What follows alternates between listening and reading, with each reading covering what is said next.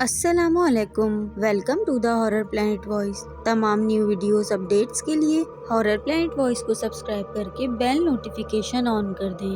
آئیے سنتے ہیں آج کی ایک حیرت میں ڈالتی خوفناک کہانی، جو ایک لڑکا جن کو قید کرنے کے چکر میں خود ہی ایک زندہ لاش بن کے رہ گیا۔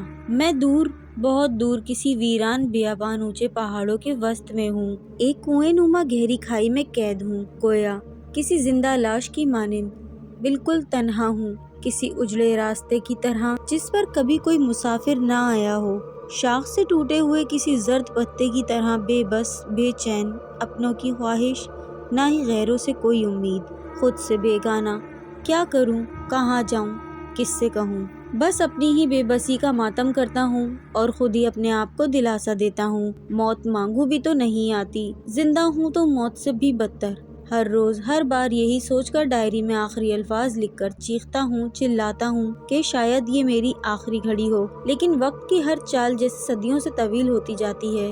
وقت تھم سا جاتا ہے، لمحات مجھ پر طعنہ زنی کرتے ہیں۔ میں آج بھی زندہ ہوں، مگر شاید آج میری روح میرے جسم سے بوسیدگی چھوڑ جائے گی۔ بے داد وقت کی بے رحمی اب سہی نہیں جاتی۔ کئی بار خود کی جان لینا چاہی، لیکن نہ جانے میں زندہ کیسے بچ جاتا ہوں۔ نہ جانے کیوں میری روح میرے وجود کو چھوڑتی ہی نہیں، لیکن شاید اب میں واقعی مر جاؤں گا، اور میں چاہتا بھی یہی ہوں۔ آج میری ڈائری کا آخری پنہ بچا ہے، میں آج اس میں زندگی کی ساری داستان سمیٹ دوں گا۔ یہ 1980 کے اس سنہری دور کی یاد ہے جب میں 10th کلاس میں پڑھتا تھا۔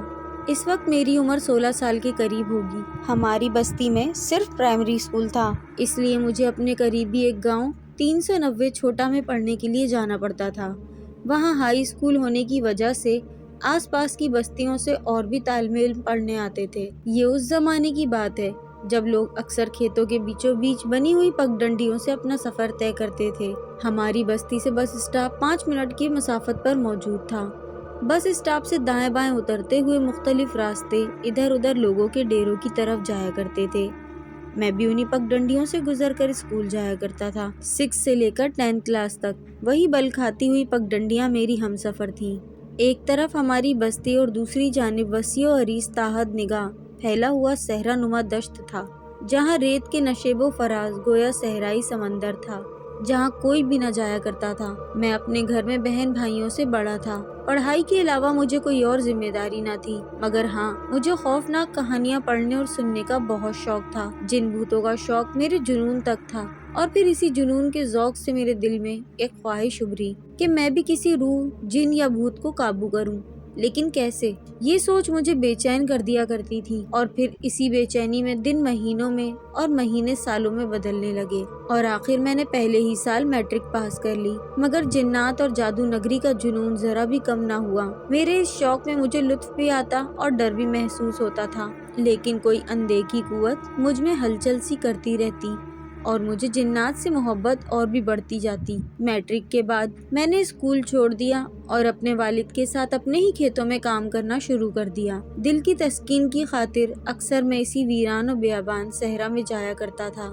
جہاں مجھے اپنے علاوہ کوئی بھی اور آدم ذات دکھائی نہیں دیا کرتا تھا۔ مجھے وہ جگہ بہت پرسکون اور راحت بخش محسوس ہوا کرتی تھی۔ دور دور تک سنہری ریت کا بچھا ہوا وسیع و عریض فرش بے انتہا تھا۔ مجھے وہ دشت زدہ صحرا اپنی ملکیت سا لگنے لگا۔ وہاں جانا میرا معمول بن چکا۔ پھر یہی تسلسل میری زندگی میں ایک بھیانک طوفان لے کر آیا۔ میرا دل اپنے ہی گھر سے اچاٹ سا ہو گیا۔ محفلوں سے مجھے الجھن ہونے لگی اور تنہائی راحت بخش محسوس ہونے لگی، اور میں نے خود کو تنہائی کے حوالے کر دیا۔ ویرانوں میں جا کر کئی دیر تک یوں ہی بیٹھا رہتا اور یہی سوچتا رہتا کہ یہ آخر جن بھوت کیسے ہوتے ہیں، انہیں کیسے دیکھا جا سکتا ہے۔ کاش مجھے کوئی ایسا طریقہ ہی بتا دے کہ جس سے میں اس چھپی ہوئی مخلوق کو دیکھ سکوں، ان سے باتیں کر سکوں۔ اپنی زندگی کی اس خواہش کا تجسس میرے دن رات بے سکون کر گیا تھا۔ میری راتوں کی نیند مجھ سے بیگانہ ہو چکی تھی، مگر میرا جنون کبھی نہ کم ہوا تھا۔ مجھے ایسا لگتا تھا جیسے میری زندگی کا مقصد ہی جنات کو پکڑنا ہے۔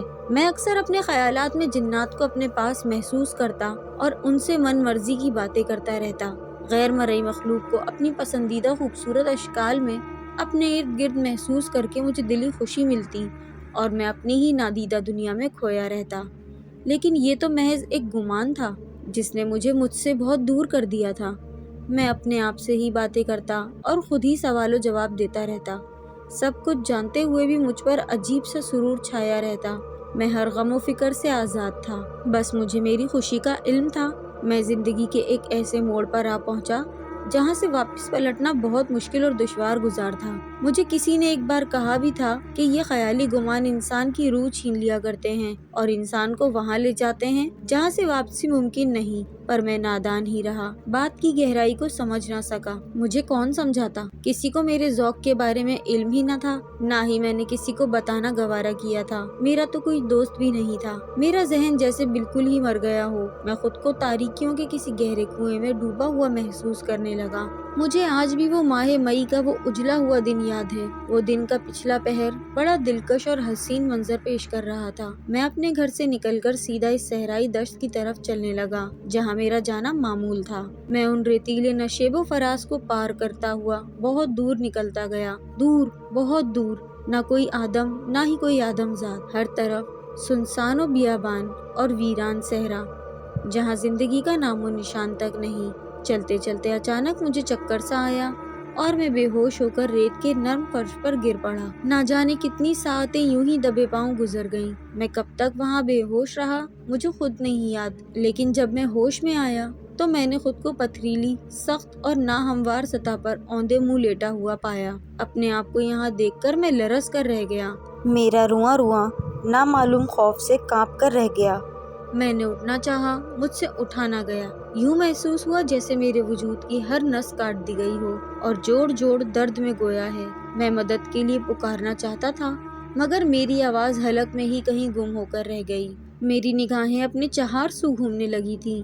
یہ ایک گہرے کنویں کی مانند پہاڑی کھائی تھی جہاں چاروں طرف بلند پہاڑ آسمان سے ٹکرا رہے تھے اور میں ایک چبوترے پر بے سود لیٹا ہوا تھا۔ میرے سامنے ایک چھوٹی سی کٹیا مجھے دکھائی دے رہی تھی۔ اس کی چھت نہ تھی، بس ٹیڑھے میڑھے پتھروں سے بنی ہوئی وہ کٹیا بھی گویا اجڑی ہوئی معلوم ہو رہی تھی، مگر پھر بھی دل کو دھچکا سا لگا کہ کوئی تو ظالم ہے یہاں جس نے مجھ پر یہ ستم ڈھایا ہے۔ کٹیا کے اندر مجھے پانی والا گھڑا دکھائی دیا جسے دیکھتے ہی مجھے اپنے گلے میں سوئیاں سی چبھتی ہوئی محسوس ہونے لگی۔ پیاس کی شدت، چوٹ میری برداشت سے باہر ہونے لگی۔ مجھ سے اٹھا نہیں جا رہا تھا، سو میں لیٹے ہوئے ہی کھسک کر آخر کار گھڑے کے پاس پہنچ گیا۔ کانپتے ہوئے ہاتھوں سے میں نے پانی کے چند گھونٹ پیے۔ وہ عجیب سی لذت کا پانی تھا، میرے گلے کو چیرتا ہوا میرے پیٹ میں اتر گیا۔ وہ پانی تھا یا کوئی اور محلول میں نہیں جانتا، وہ میری برداشت سے باہر تھا۔ یہ واقعی کوئی سزا تھی، کسی کا قہر تھا۔ پانی بھی موجود تھا، سخت پیاس بھی تھی، لیکن میرے نصیب میں نہیں تھا۔ شاید وہ زہر تھا جس کو پینے سے انسان شاید چند لمحوں میں مر جاتا ہو، مگر میں اسے پی کر بھی زندہ تھا۔ وہ پانی جیسا محلول پی کر مجھے سکون سا محسوس ہونے لگا، مجھے ہوش سا آ گیا۔ میں ڈر کے مارے کٹیا میں ارد گرد دیکھنے لگا۔ یہ چھوٹی سی کٹیا تھی، یہاں میرے علاوہ کوئی اور موجود نہ تھا سوائے میرے اور اس گھڑے کے۔ شاید کٹیا سے باہر کوئی ہو۔ یہ خیال آتے ہی میں نے اٹھنا چاہا اور پھر حیرت انگیز طور پر میں واقعی اٹھ کھڑا ہوا۔ مجھے میرے درد میں کافی حد تک کمی محسوس ہوئی تھی۔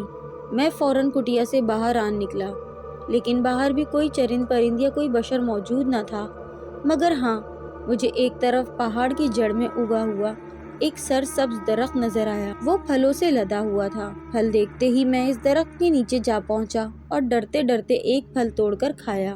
وہ نہ جانے کیا پھل تھا، بہت میٹھا اور لذیذ، اور پھر میں نے پیٹ بھر کر وہ پھل کھایا۔ اب مجھے خود میں طاقت اور ہوش کی رمق محسوس ہونے لگی تھی۔ چند مرلوں کے اس پتھریلے صحن کے چاروں اطراف پہاڑ ہی پہاڑ تھے، آسمان کو چھوتے ہوئے گویا بلند و بالا دیوار کی طرح بے رحم پہاڑ سینہ تانے کھڑے تھے، اور جہاں آنے جانے کی کوئی راہ گزر نہ تھی۔ میں کٹیا سے باہر کھڑا یہ منظر دیکھ کے ہکا بکا رہ گیا۔ وہاں ہلکا ہلکا اندھیرا پھیلتا جا رہا تھا، شاید شام ہونے کو تھی۔ سورج کو دیکھنا ممکن نہ تھا۔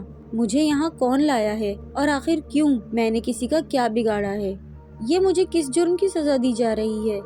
میں اندر ہی اندر خود کو بے ساختہ پوچھنے لگا تھا۔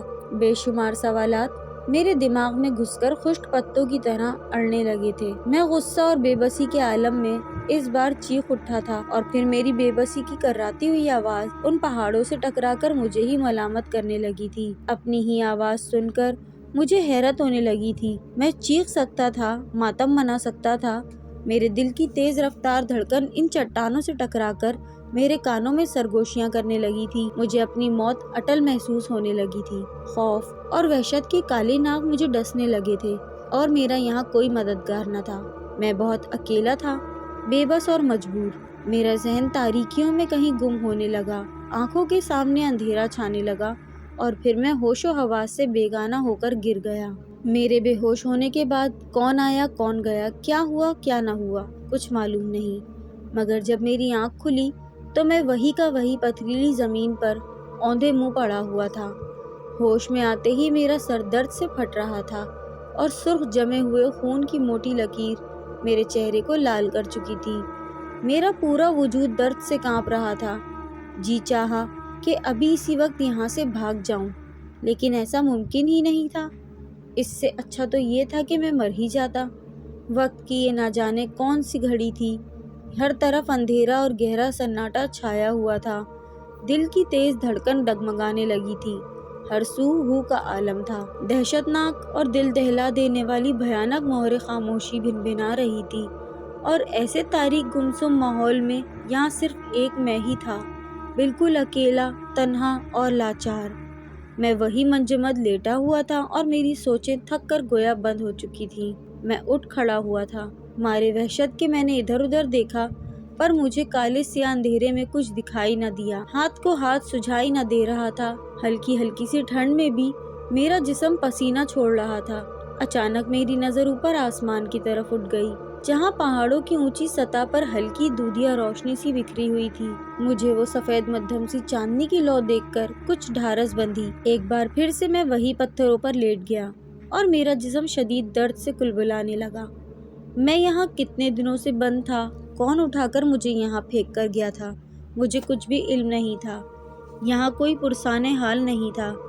میرے پورے وجود میں درد کی ٹیسیں ابھر رہی تھیں، لیکن اندھیرے کی اندھوناک خاموشی سے ڈر کر میں برداشت کرتا رہا۔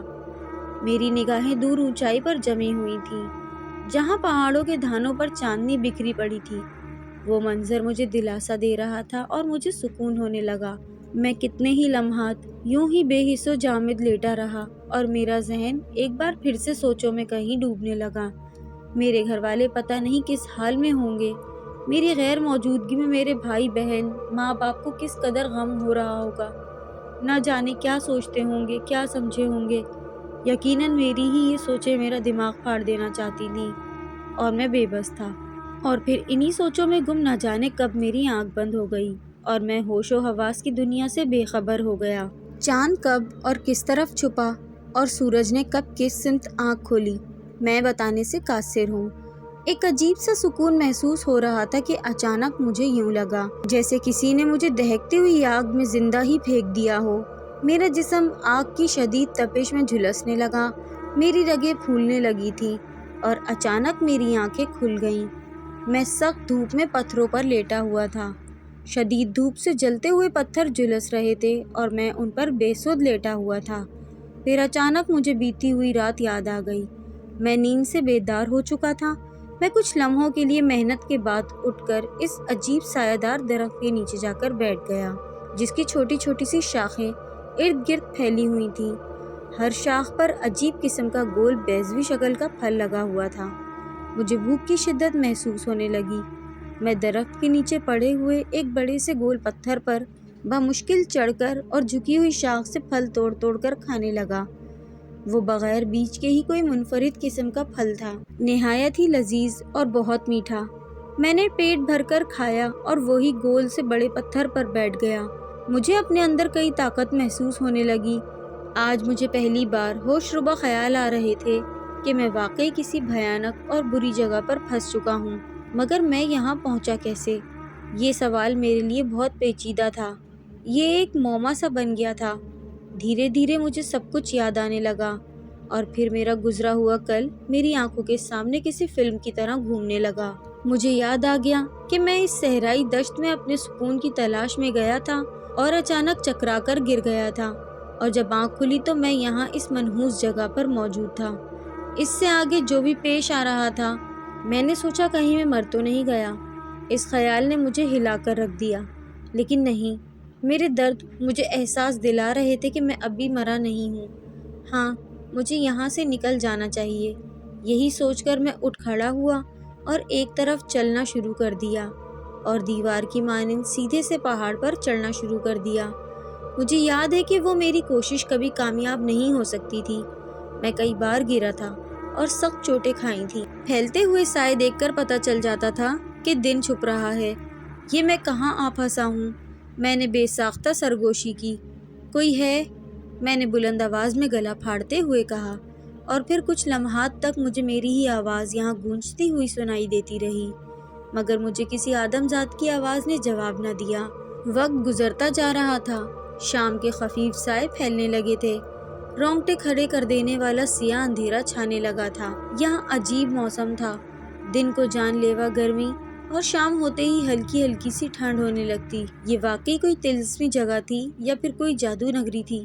مجھے یقین ہو گیا تھا کہ اب آخری سانس تک میں یہیں اس ویران اور بونگی جگہ پر قید رہوں گا۔ یہی سوچ کر میں انہی پتھریلی زمین پر دراز ہو گیا۔ ہر طرف خاموشی کے خوفناک عفریت رینگ رہے تھے۔ گہرا سناٹا شور سا مچانے لگا۔ میری نظر آسمان کی طرف تھی، شاید ابھی چاند طلوع نہ ہوا تھا۔ یہی وجہ تھی کہ میں اندھیروں کی کالی چادر تلے گویا چھپا ہوا محسوس کرنے لگا تھا۔ پتھروں پر لیٹے ہوئے میرا وجود درد کرنے لگا، مگر اور کوئی چارہ بھی نہیں تھا۔ ایک گمنام سے خوف کی وجہ سے میں بالکل ساکت سا ہو کر لیٹا رہا۔ میں کافی دیر یوں ہی لیٹا رہا، پھر نہ جانے کب میری آنکھ بند ہو گئی اور میں سو گیا۔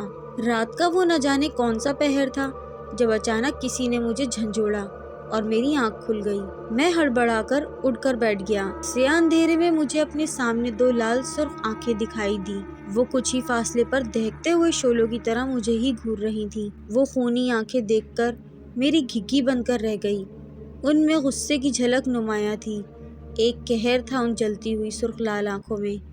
میرا دل تیز رفتاری سے دھڑک کر پھٹ جانے کو تھا۔ میری سانسیں میرے سینے میں کہیں اٹک سی گئی تھیں، میری روح تک لرز گئی۔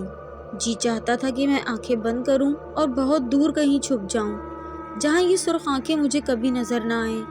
آج پہلی بار میری ریڑھ کی ہڈی میں خوف کی جھرجھری ابھری تھی۔ ٹھنڈ میں بھی میرا جسم پسینے میں شرابور تھا۔ مارے ڈر کے میری آواز حلق میں کہیں دب کر رہ گئی، گویا جیسے مجھے کسی نے پھندا ڈال دیا ہو، اور پھر میں بے ہوش ہو کر ایک بار پھر سے خود سے بیگانہ ہو گیا۔ اگلی صبح ہونے تک مجھے کوئی ہوش نہ آیا، اور پھر سورج کی تابناک تپش سے میری آنکھ کھل گئی۔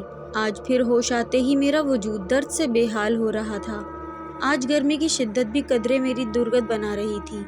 بے رحم پہاڑ آگ برسا رہے تھے۔ مجھے ابھی تک اس کی سرخ آنکھوں کی دہشت محسوس ہو رہی تھی۔ وہ جن بھوت ہے یا کوئی کریہا ناگ بدرو، وہ جو کوئی بھی ہے بہت ہیبت ناک ہے، اور یقیناً اس نے ہی مجھے یہاں قید کیا ہوگا۔ میرے ذہن میں سوچیں مجھ سے جھگڑا کرنے لگی تھیں۔ شاید وہ کہیں آس پاس ہی چھپا ہوا ہوگا۔ اگر اس کو میرے ہوش میں آ جانے کا پتہ چل گیا تو نہ جانے وہ میرے ساتھ کیا سلوک کرے گا۔ شاید مجھے مار ڈالے یا پھر کچا ہی نوچ نوچ کر کھا لے گا۔ موت کا خیال آتے ہی میری زندگی بہت عزیز لگنے لگی۔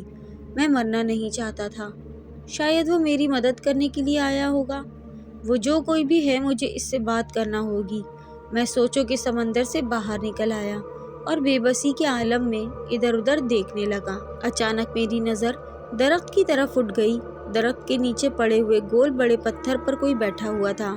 وہ کالے لباس میں ملبوس تھا، کافی صحت مند اور طاقتور دکھائی دے رہا تھا۔ وہ اپنے گھٹنوں میں سر دیے ہوئے بالکل خاموش ہی بیٹھا ہوا تھا، جیسے اسے آس پاس سے کوئی خبر نہ ہو، جیسے وہ بھی کوئی لاچار اور مجبور سا ہو۔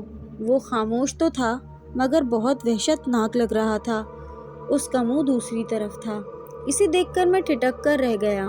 میں اپنی جگہ دم ساتھ کر بالکل خاموش کھڑا رہا۔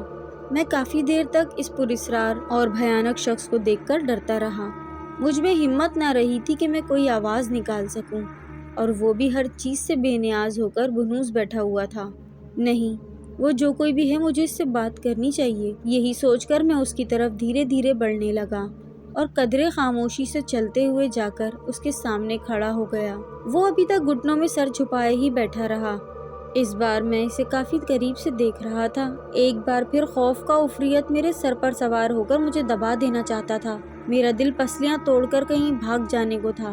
میری روح جسم کے اندر تھر تھرا گئی تھی۔ اس خوفناک شخص کے کالے سیاہ لمبے لمبے اور موٹے موٹے پاؤں دیکھ کر میں لرز گیا تھا۔ ہاتھوں کی انگلیاں کافی لمبی اور ٹیڑھی میڑھی سی تھیں۔ ہاتھوں کے بڑے ہوئے نوکیلے میلے سے ناخن دیکھ کر مجھے میرے جسم میں لرزہ خیزی محسوس ہونے لگی تھی۔ اس کا سر گھڑے جیسا بڑا گول اور ماتھا کسی تکون کی طرح لمبا سا تھا۔ اس کے کالے سیاہ لمبے بال مٹی سے بھرے ہوئے اور میل سے گویا جڑے ہوئے تھے۔ یوں لگتا تھا جیسے وہ صدیوں سے نہایا ہی نہ ہو۔ اس پراسرار ڈراؤنے شخص کو اتنا قریب سے دیکھ کر میں سر تا پاؤں کانپ کر رہ گیا۔ وہ بہت خوفناک، ہیبت ناک تھا، بہت عجیب اور پراسرار کالا سیاہ۔ میں آنکھیں پھاڑے ہوئے مسلسل اسے دیکھتا جا رہا تھا۔ نہ چاہتے ہوئے بھی میری نگاہ اس سے ہٹ نہ رہی تھی۔ میں بالکل جامد سا ہو چکا تھا۔ مجھ سے مت ڈرو، ایک بھاری سی موٹی اور بھدی آواز میرے کانوں میں سے ٹکرائی۔ یہ اسی کالے سیاہ بھیانک شخص کی آواز تھی۔ اس کی آواز گرجتے ہوئے بادلوں کے جیسی تھی۔ اس بار وہ میری ہی طرف گھور رہا تھا۔ اسے دیکھ کر میں اور بھی زیادہ خوف سے کانپنے لگا۔ اس کی لال سرخ آنکھیں بالکل یوں تھیں جیسے خون سے نہلا دی گئی ہوں۔ یہ وہی خوفناک لال آنکھیں تھیں جنہیں رات کو میں دیکھ چکا تھا۔ وہ ابھی بھی مجھے ہی گھور رہا تھا، لیکن اس نے کوئی بات نہ کی۔ وہ بالکل بے حس پہلے کی طرح پتھر پر بیٹھا رہا اور میں اندر ہی اندر خوف و ہراس سے پگھلتا جا رہا تھا۔ اس کے لمبے لمبے سے نوکیلے کان وحشت ناک لگ رہے تھے۔ ایک بار سنا نہیں تم نے؟ مجھ سے ڈرو مت۔ وہ خوفناک عفریت شخص ایک بار پھر اپنی بھیانک اور بھپری ہوئی آواز میں غرایا اور میں جیسے یکدم اس کے حکم کو بجا لایا، مگر میری روح متواتر کانپ رہی تھی۔ ہم دونوں میں کچھ دیر تک گہری خاموشی چھائی رہی اور ہم دونوں ایک دوسرے کی طرف خاموش تماشائی نگاہوں سے دیکھتے جا رہے تھے۔ کون ہو تم؟ میں نے اپنی ساری ہمت جمع کرتے ہوئے آخر سوال کر ہی دیا۔ میں ایک بھوت ہوں، ایک سایہ ہوں، بدرو ہوں، دشمنوں کا دشمن اور دوستوں کا دوست۔ تمہارا کوئی نام ہے؟ میں نے سوالیہ نگاہوں سے دیکھتے ہوئے پوچھا۔ ہاں، کلوا نام ہے میرا، وہ اپنی بھیانک سی آواز میں بولا اور میری طرف بغور دیکھنے لگا۔ مجھے اس سے خوف آ رہا تھا، پر میں نے خود پر قابو پا لیا تھا۔ اگر اس نے مجھے قتل کرنا ہوتا تو شاید کب کا کر چکا ہوتا، یا پھر مجھے زندہ رکھنے کی کوئی اور وجہ ہوگی۔ یہی سوچ کر میں دوبارہ گویا ہوا۔ مجھ سے کیا چاہتے ہو؟ میں نے کچھ لمحات سوچنے کے بعد پوچھا۔ وہ بدستور مجھے ہی دیکھ رہا تھا۔ میں تمہیں اپنا دوست سمجھتا ہوں، میں تمہیں پسند کرتا ہوں، کلوا اپنی دہشت ناک آواز میں بولا اور مجھے دیکھ کر مسکرانے لگا۔ اس بار واقعی میری جان نکل جانے والی ہو گئی تھی۔ ہنسنے کے لیے جب اس نے منہ کھولا تو میں اس کے خوفناک چہرے کو دیکھ کر کانپ کر رہ گیا۔